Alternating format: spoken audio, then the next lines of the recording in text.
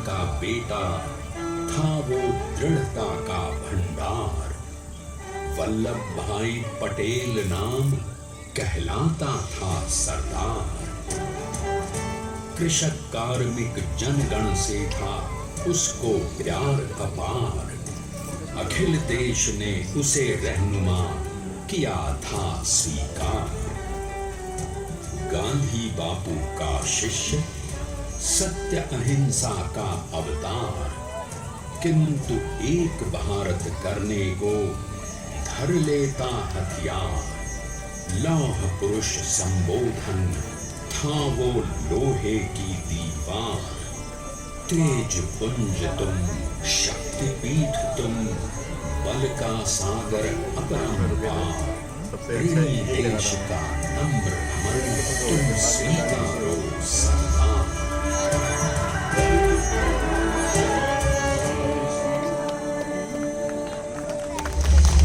1857 में अंग्रेजों को ललकारने वाले पहले स्वतंत्रता संग्राम के एक सक्रिय सिपाही थे झवेर भाई पटेल। करमसद गांव के इस बहादुर देशभक्त किसान और उनकी पत्नी लाडबाई के 5 बेटों और 1 बेटी में से चौथे पुत्र थे वल्लभ भाई।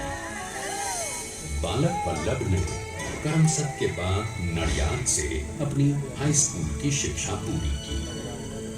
फिर 13 साल की उम्र में उनकी शादी भी हो गई, छोटी सी झवेर बाई से। 2 बच्चों, बेटी मणिबहन और बेटे डाया भाई को जन्म देने के बाद झवेर बाई असमय ही चल बसी। सदी बदलने और 20वीं सदी आने पर उनका जीवन भी एक चमत्कार की तरह बदला। प्लीडर का इम्तिहान पास करके वो वकालत करने लगे। पहले गोधरा, फिर आणंद और उसके बाद अहमदाबाद में।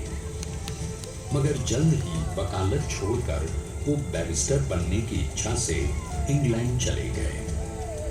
लंदन में बैरिस्ट्री में अव्वल आने और वजीफा जीतने वाले वो अनोखे भारतीय थे। अब तो अहमदाबाद की वरिष्ठ अदालत में बैरिस्टर पटेल की जिरह और जीतों की धूम मच गई।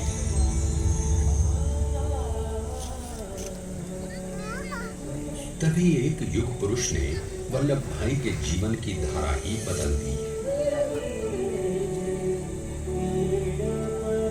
दक्षिण अफ्रीका में सत्याग्रह के अहिंसक अस्त्र से गोरे शासकों को सबक सिखाकर भारत वापस आए बैरिस्टर मोहनदास करमचंद गांधी से मिलकर वल्लभ भाई ने अपने कुछ बरसों से सीखे विदेशी व्यवहार और संस्कार हमेशा के लिए त्याग दिए और अब वो अपने खेड़ा के किसानों को हक दिलाने के लिए बापू के साथ आंदोलन में कूद पड़े। अब उनके पैरों में जूते नहीं, गांव की धूल थी। हृदय में भारत भूमि की शस्य श्यामला धरती। मन में थे गांधी और मस्तिष्क में एक नए स्वतंत्र भारत का सपना।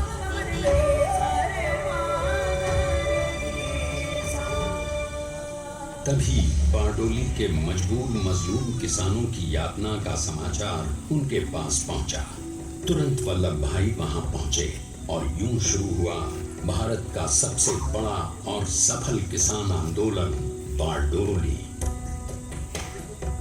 वल्लभ भाई ने बारडोली के 87,000 किसानों को ऐसा अटल अडिग अचल मनोबल दिया कि अंग्रेजी सरकार हिल गई और 1 बरस के बाद उनका लगान माफ कर दिया गया। अब तो पूरे देश में लोग वल्लभ भाई के नाम की कस्में खाने लगे।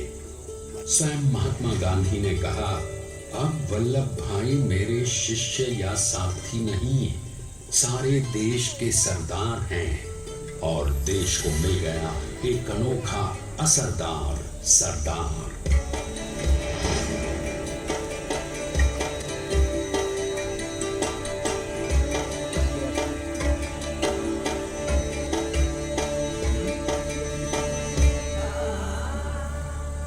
सरदार पटेल के नाम और देशभक्ति से अंग्रेज डर कर कांपने लगे।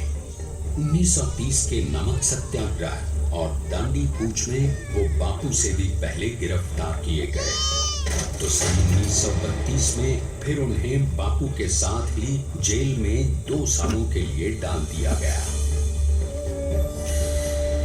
मगर आजादी के दीवानों को स्वतंत्रता के परवानों को कौन गिरफ्तार कर पाया है।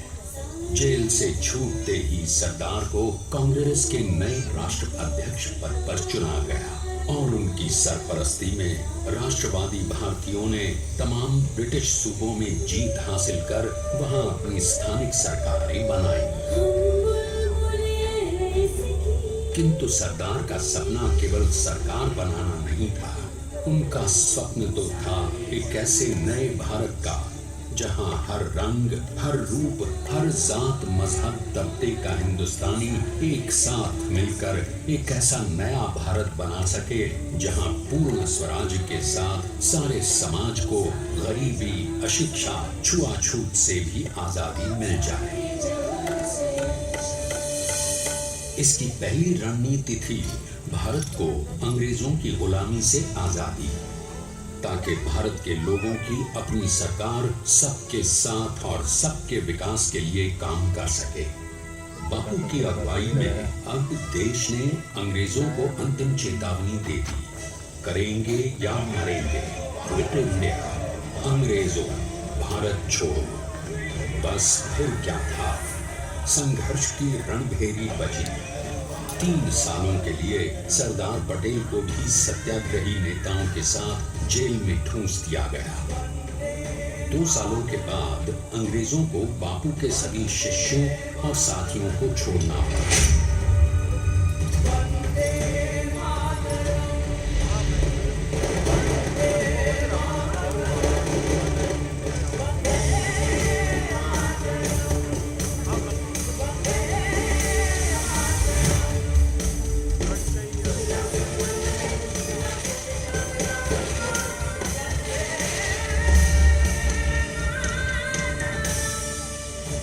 स्वतंत्रता के स्वप्न के सच होने के साथ अब सरदार पर कई एक नई जिम्मेदारियां थीं।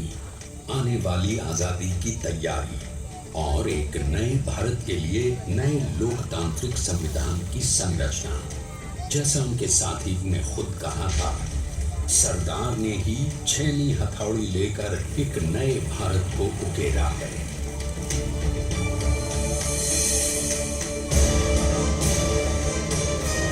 स्वाधीनता तो प्राप्त हुई, लेकिन खंडित भारत में भी उठते विभाजनवादी अंधकार को अभी दूर करना था। जब देश के खंड खंड होने का भय उत्पन्न होने लगा, तो सरदार ने निर्भय होकर खुद अपनी केंद्र सरकार और साथियों को भी चुनौती दे डाली और जम्मू कश्मीर को बचाने के लिए सारे देश का आकाश वायुयानों से भर गया।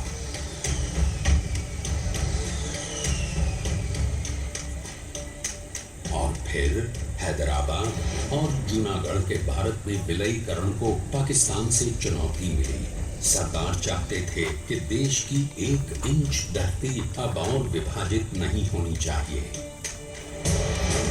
नए भारत को एक करने के लिए समझा बुझाकर मना कर 565 रियासतों को सरदार ने अपनी सूझबूझ, सदाशयता, संबल से एक नए स्वतंत्र भारत का अभिन्न अंग बना दिया। हमारे इतिहास में अखंड भारत के पुरुषार्थ का ये एक महानतम अध्याय है। जैसा उन्होंने स्वयं कहा था, हमें नए धागों को पुराने ताने बाने में ऐसे पिरोना है कि एक दूसरे में गुंथ जाए और बेहतरीन बनावट वाला एक नया भारत उभर कर सामने आ सके। अंततः अपने वज्र दृढ़ संकल्प से एक नया विराट विशाल एक भारत श्रेष्ठ भारत बनाकर दिखा ही दिया सरदार ने। संसार के सबसे बड़े प्रजातंत्र के शिल्पी को प्रणाम करने के लिए देश ने बनाया है ये समर्थ स्मारक। स्वाधीन भारत को समर्थ भारत में बदलने वाले सरदार पटेल को समर्पित प्रेरणा तीर्थ भी है। प्रधानमंत्री श्री नरेंद्र मोदी के नेतृत्व में बनी विश्व की इस विशालतम प्रतिमा के सामने आकर सारी दुनिया जैसे स्वयं ही नतमस्तक हो जाती है।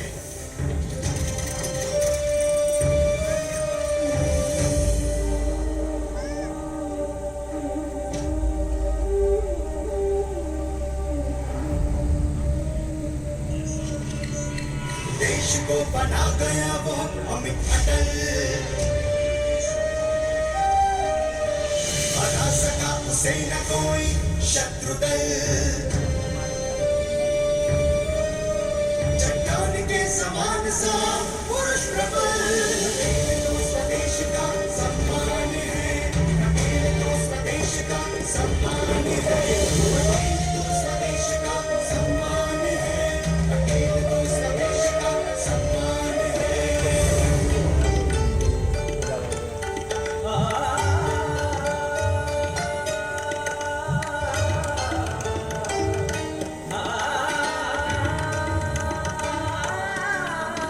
ऊंचाइयां आकाश को छुए,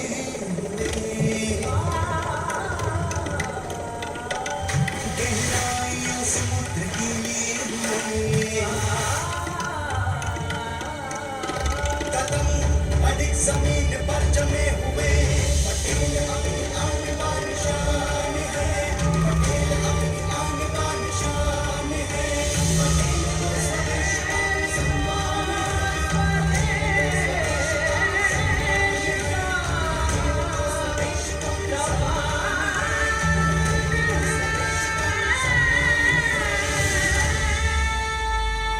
आइए अब देखते हैं कि अपने लौह पुरुष को श्रद्धांजलि देती 182 मीटर ऊंची विश्व की सबसे विशालकाय प्रतिमा का निर्माण कैसे हुआ।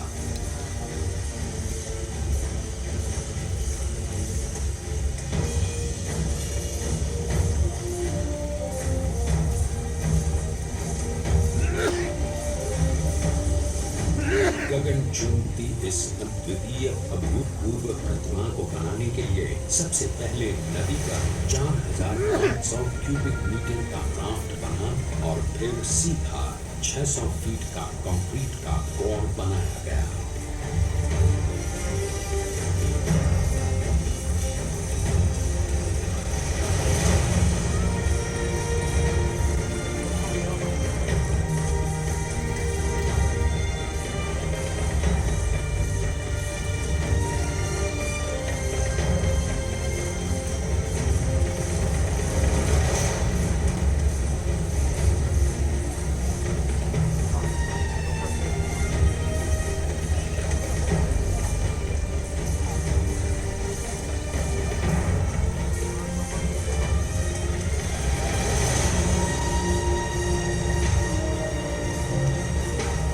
इस कंक्रीट कोर के साथ लगाया गया स्टील का फ्रेमवर्क।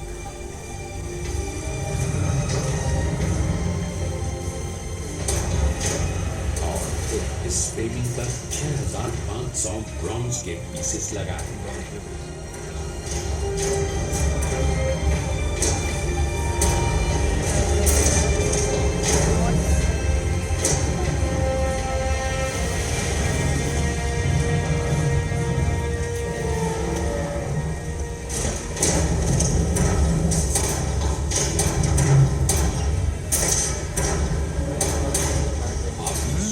कि 182 मीटर ऊंचे इस भव्य भव्य स्मारक के निर्माण में कितना सामान और मेहनत लगी है।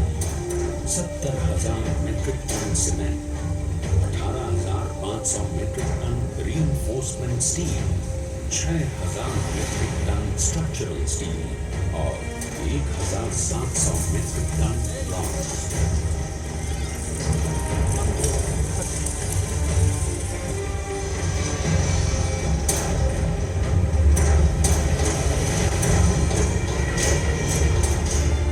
स्टैच्यू ऑफ यूनिटी आज एक वर्ल्ड आइकॉन है और इसे मुमकिन बनाने में एक सेकंड भी ब्रेक लिए बिना देश भर की टीम्स ने 24/7 काम किया। 250 से ज्यादा इंजीनियर्स, 4,500 से ज्यादा स्किल्ड फोर्स और 10 लाख मानव दिन हम गर्व से कह सकते हैं कि कुल मिलाकर स्टैच्यू ऑफ यूनिटी के निर्माण में 95% माल सामान, मजदूर, इंजीनियर्स और एक्सपर्ट्स थे भारतीय। जानते हैं कि 182 मीटर ऊंची इस भव्य प्रतिमा को बनाने में कितना समय लगा? डिजाइन के लिए 12 महीने और निर्माण के लिए 34 महीने, यानी कुल मिलाकर केवल 46 महीने।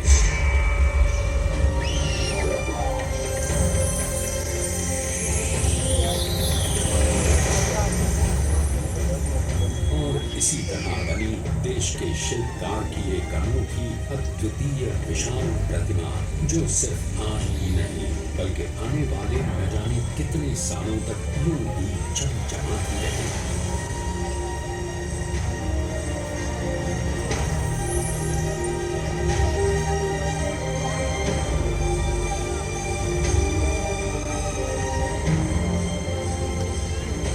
महीनों तक लगातार बिना रुके एकजुट होकर न जाने कितनों ने परिश्रम किया और उनका साथ दिया भारत की 125 करोड़ जनता ने।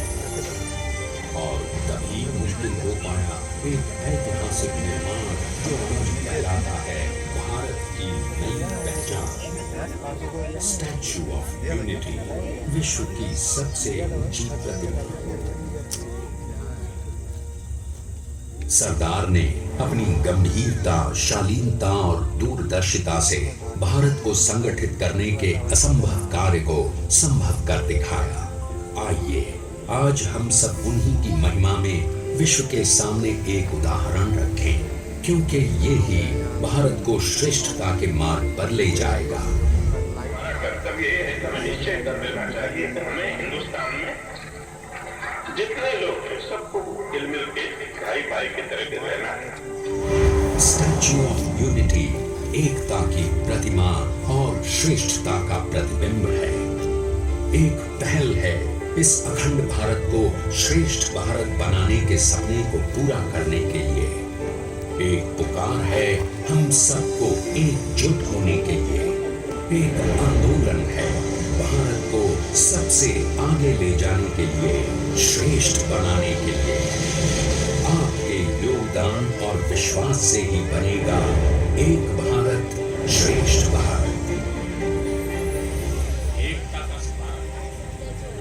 एकता का संदेश है कि भाषा अनेक, भाव एक, राज्य अनेक, राष्ट्र एक, पंथ अनेक, लक्ष्य एक, बोली अनेक, स्वर एक, रंग अनेक, तिरंगा एक, समाज अनेक, भारत एक, रिवाज अनेक, संस्कार एक, योजना अनेक, मकसद एक, कार्य अनेक, संकल्प एक, राह अनेक, मंजिल एक, पहनावा अनेक, सीमा एक, चेहरे अनेक, मुस्कान एक।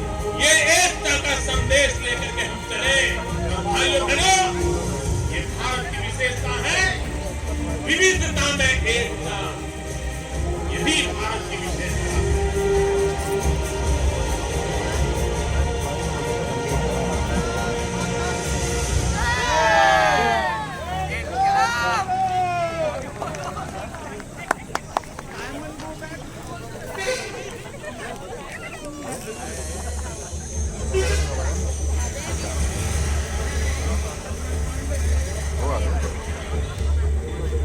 बैठेंगे